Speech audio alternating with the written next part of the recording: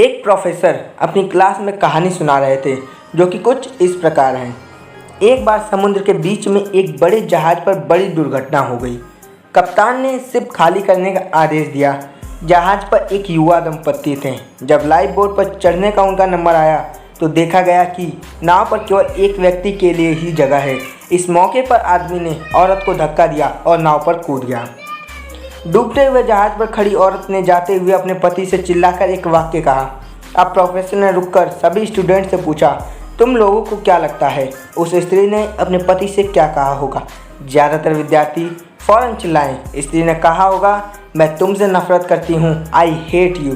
Professor ने देखा एक स्टूडेंट एकदम शांत बैठा हुआ था। प्रोफेसर ने उससे पूछा कि तुम बताओ तुम्हें क्या लगता है? वो लड़का बोला, मुझे लगता है औरत ने कहा होगा हमारे बच्चे का ख्याल रखना। प्रोफेसर को बहुत आश्चर्य हुआ। उन्होंने लड़के से पूछा, क्या तुमने यह कहानी पहले सुन रखी थी?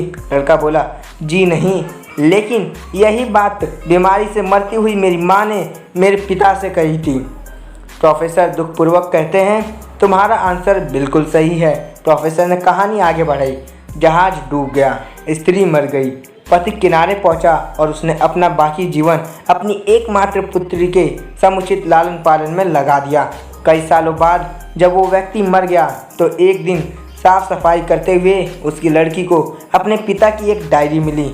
डायरी से उसे पता चला कि जिस समय उसके माता पिता उस जहाज़ पर सफ़र कर रहे थे तो उसकी माँ एक जानलेवा बीमारी से ग्रस्त थी और उनके जीवन के कुछ दिन ही शेष थे।